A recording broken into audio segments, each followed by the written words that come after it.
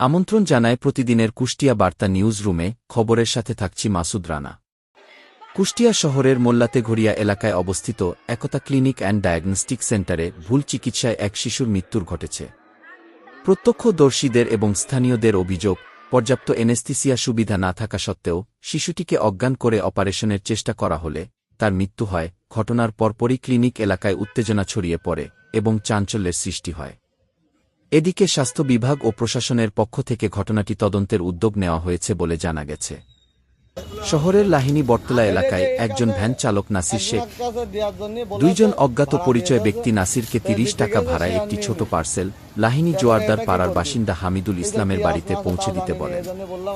হামিদুল ইসলাম পার্সেলটি গ্রহণ করতে অস্বীকৃতি জানালে নাসির সেটি নিয়ে আবার লাহিনী বটতলায় ফিরে আসেন। সেখানে স্থানীয়দের উপস্থিতিতে পার্সেলটি খুললে ভেতরে একটি কাঠের বাক্স পাওয়া যায়। সেটি খোলার সাথে সাথেই বিকট শব্দে বিস্ফোরণ ঘটে। বিস্ফোরণে ভ্যানচালকটি গুরুতর আহত হয়েছেন। খবর পেয়ে কুষ্টিয়া মডেল থানা পুলিশ ও পুলিশের বিশেষ টিম ঘটনাস্থলে গিয়ে তদন্ত শুরু করেছে। বিস্তারিত জানব কুষ্টিয়া বার্তার চিফ রিপোর্টার মাহফুজ হৃদয়ের কাছে।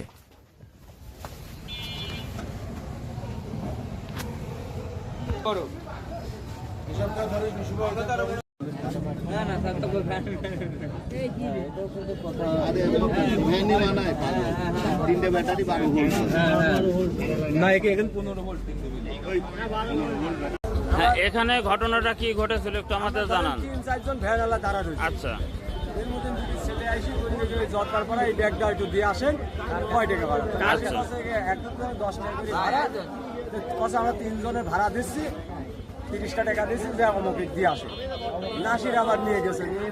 নাসির মানে ভ্যানওয়ালা? হ্যাঁ, আচ্ছা, নিয়ে গেছে। নিয়ে যাওয়ার পর ও কার সেটা নিইনি, না নিলি সেটা আবার ফেরত নিয়ে আসার পরে এমনি শুভ কাছে শুভ বলতে তাহলে আমরা সবাই লাগি দেখি আর ভিডিও করি, তুই খুলি দেখ পরের জিনিসটা। এই প্রতি যে কাটেছে, কাটার পরে ধরেন প্রকাশ করি বাসটা। বিস্ফোরণের শব্দটাকে অনেক জোরে হয়েছিল। ভাই জোরে মারে কাট করে। আপনার কোথায় ক্ষত হয়েছে দেখি? আমার এই জায়গাটাই দেখা। ও আচ্ছা আচ্ছা আচ্ছা। আর যার বেশি আঘাতপ্রাপ্ত হয়েছে তার কি অবস্থা এখন? হাসপাতালে আছে। হাসপাতাল হচ্ছে তখন সময় আনুমানিক রাত 10টা 5 মিনিট হবে। এখানে ভ্যানের যে সিরিয়াল থাকে, এই লাইনে বটতলা মোড়, এখানে যে ভ্যানের সিরিয়াল থাকে, এই সিরিয়ালে কয়েকজন ভ্যান চালক বসেছিল।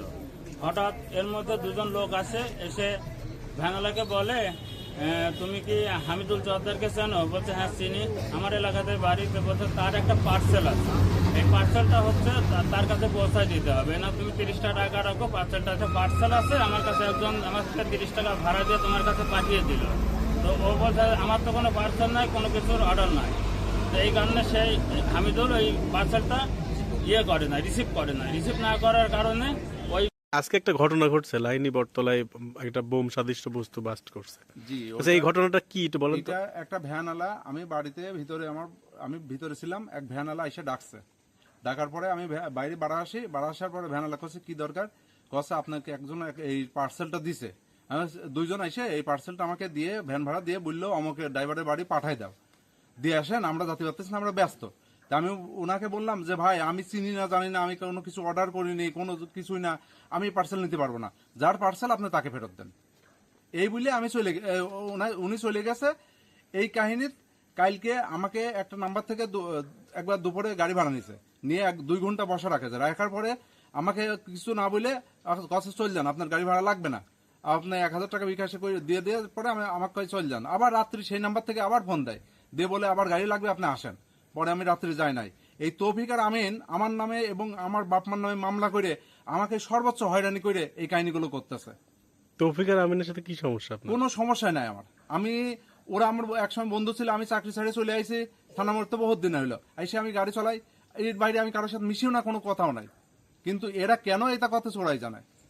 ইসলামী বিশ্ববিদ্যালয়ের ইবি ফিন্যান্স অ্যান্ড ব্যাংকিং বিভাগের 2 ছাত্রীকে শ্লীলতাহানি এবং তাদের সহপাঠী এক ছাত্রকে মারধরের ঘটনায় ঝিনাইদহ সদর থানায় একটি মামলা দায়ের করা হয়েছে। ঘটনার বিবরণে জানা যায়, গত 25শে এপ্রিল ঝিনাইদহ শহরের কেন্দ্রীয় বাস টার্মিনাল সংলগ্ন একটি এলাকায় এই অপ্রীতিকর ঘটনাটি ঘটে। মামলার প্রধান অভিযুক্ত হিসেবে আকাশ এবং তার সহযোগীদের নাম উঠে এসেছে। কুষ্টিয়া 3 সদর আসনের সংসদ সদস্য মুফতি আমির হামজা জাতীয় সংসদে কুষ্টিয়াকে কেন্দ্র করে নতুন বিভাগ ঘোষণার দাবি জানিয়েছেন। তিনি কুষ্টিয়া, মেহেরপুর, চুয়াডাঙ্গা, পাবনা ও রাজবাড়ী জেলা নিয়ে এই নতুন বিভাগ গঠনের প্রস্তাব করেছেন। প্রশাসনিক কাজের গতি বৃদ্ধি ও স্থানীয় উন্নয়নের জন্য এই উদ্যোগ প্রয়োজন বলে তিনি মত প্রকাশ করেছেন। মঙ্গলবার কুষ্টিয়া সদর ও ছেউডিয়া এলাকায় আজকের আবহাওয়া মূলত আংশিক রৌদ্রোজ্জ্বল এবং ভ্যাপসা গরম থাকতে পারে, বিকেলে বা সন্ধ্যায় বৃষ্টির সম্ভাবনা রয়েছে। এই ছিল আজকের সর্বশেষ খবর। পরবর্তী সংবাদের জন্য কুষ্টিয়া বার্তা নিউজের সাথে যুক্ত থাকুন।